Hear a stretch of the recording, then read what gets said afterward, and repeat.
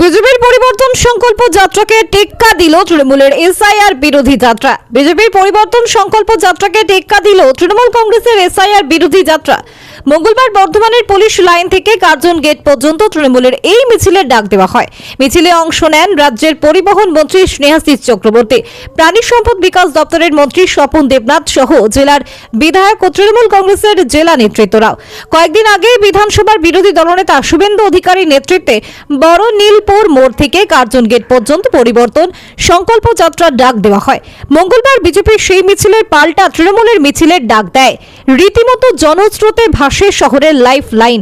এদিন কার্জন গেটের সামনে তৃণমূলের এই প্রতিবাদ সভায় বক্তব্য রাখেন তৃণমূল কংগ্রেসের জেলা সভাপতি বিধায়ক রবীন্দ্রনাথ চট্টোপাধ্যায়, স্বপন দেবনাথ, স্নেহাশিস চক্রবর্তী, বর্ধমান দক্ষিণের বিধায়ক খোকন দাস প্রমুখরা। এদিন বিজেপির এসআইআর এর ভূমিকার কড়া সমালোচনা করেন বক্তারা।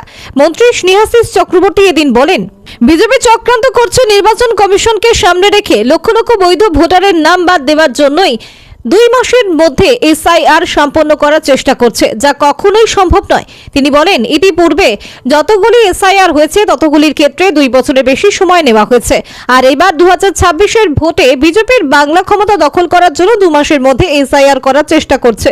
পরিবহন মন্ত্রী এদিন বলেন, রাজ্যের মুখ্যমন্ত্রী মমতা বন্দ্যোপাধ্যায় ঘোষণা করেছেন একটাও বৈধ ভোটারের নাম বাদ দেওয়া যাবে না।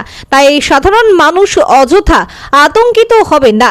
গণনা ফর্মকে ঠিকভাবে পূরণ করুন, বিজেপির প্ররোচনায় পা দেবেন না। এদিন বক্তব্য রাখতে গিয়ে দিল্লির বিস্ফোরণ নিয়ে বলতে গিয়ে স্নেহাশিস চক্রবর্তী বলেন, বিজেপি সরকার দেশের নিরাপত্তায় ব্যর্থ। জম্মু কাশ্মীরে জঙ্গিদের রুখতে পারে না, আর খোদ রাজধানীতেও রুখতে পারে না। এটা তার জ্বলন্ত উদাহরণ। তিনি এদিন বলেন, এই ঘটনার দায় স্বীকার করেন অবিলম্বে স্বরাষ্ট্রমন্ত্রী অমিত শাহের পদত্যাগ দাবি করেছে তৃণমূল কংগ্রেস। বর্ধমান থেকে সঞ্জিত কুরির রিপোর্ট, বর্ধমান পত্রিকা। আগাম বাংলার নির্বাচনে এসআইআর করে কিভাবে প্রকৃত গরিব মানুষের নাম, ভোটারের নাম বাদ দেওয়া যায়, এই কলা কৌশলের মধ্যে আমাদের স্বরাষ্ট্রমন্ত্রী নিয়োজিত আছেন।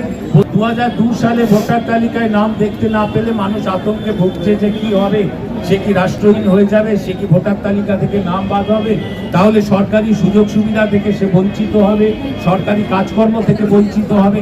এই আতঙ্কে অনেক মানুষের প্রাণ হারিয়েছে ইতিমধ্যে।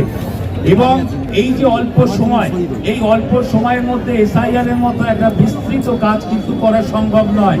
তাই আমরা বিরোধিতা করছি এবং নির্বাচন কমিশন এটাকে দ্রুত করার জন্য বিএলওদের উপর চাপ দিচ্ছে যে আপনাকে তাড়াতাড়ি কয়েকটা এনুমারেশন ফর্ম ফিল আপ করার জন্য আর 25 দিন।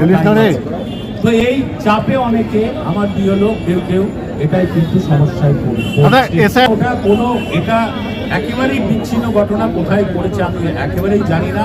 বিএলওরা বাড়ি বাড়িতে ঘুরছে এবং তার সঙ্গে বিএলএ2ও নজর রাখছে। বাড়ি বাড়িতে গিয়েই ফর্ম ফিল আপ করতে হবে, ফর্ম দিতে হবে, এনুমারেশন ফর্ম ফিল আপ করতে হবে। যেটা নিয়ম সেই নিয়মের মধ্যেই চলবে।